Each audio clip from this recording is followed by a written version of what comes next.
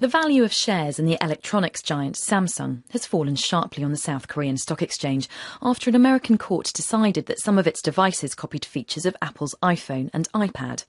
Prices fell by almost 7% within minutes of the start of trading in Seoul. Samsung is planning to appeal against the court's verdict.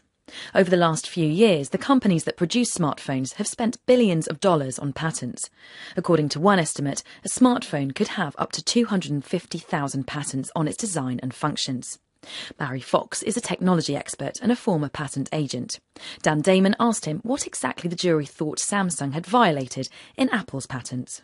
What we've got here in this case in California is a jury of 9 people who have come to a conclusion on a whole range of patent issues in the surprisingly short time of 3 days to reach a verdict.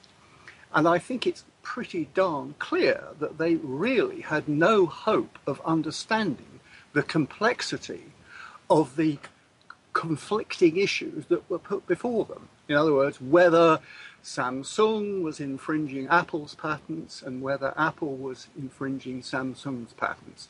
And what it looks as if they've done is they've just generally said the look and feel of a Samsung smartphone or tablet is very similar to the look and feel of an Apple phone or tablet. And that, I'm sure, is correct, but it is not necessarily the correct verdict after evaluating the patents. Because those patents should be much more detailed. That sort of reflects what Samsung said, that the patent law shouldn't be used to say that a rectangle with round ends is a copy of somebody else's rectangle with round ends. Exactly, spot on. That is design. That's design copyright. When you have a patent is for something functional. It's how it does it. It's a mechanical or electrical function.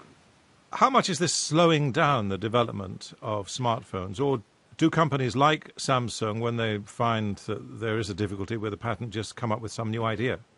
Well, they will. They'll design round. I mean, it happens all the time. Companies design round another company's patents. It means that they may come up with something which is a bit of kludge and not so good.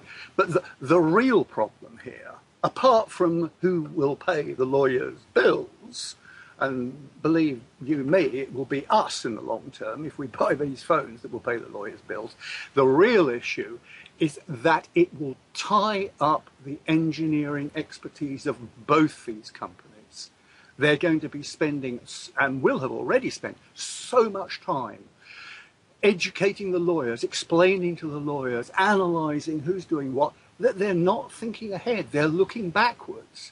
Has the computer industry gone through this in earlier days, and did they find a way of sharing patents, buying each other's patents, turning it into some kind of collaboration rather than this confrontation in the courts? Yeah, we saw this with the video industry. What happens is you form a patent pool.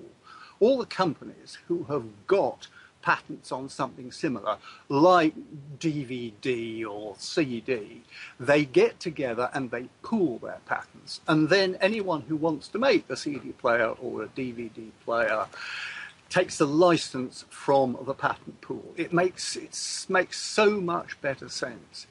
Unfortunately, what you've got here is Apple, which is a very proud, insular company who doesn't like to share anything with anyone. I mean, witness the fact that you don't have Mac computers built by anyone other than Apple, or iPhones built by anyone than Apple.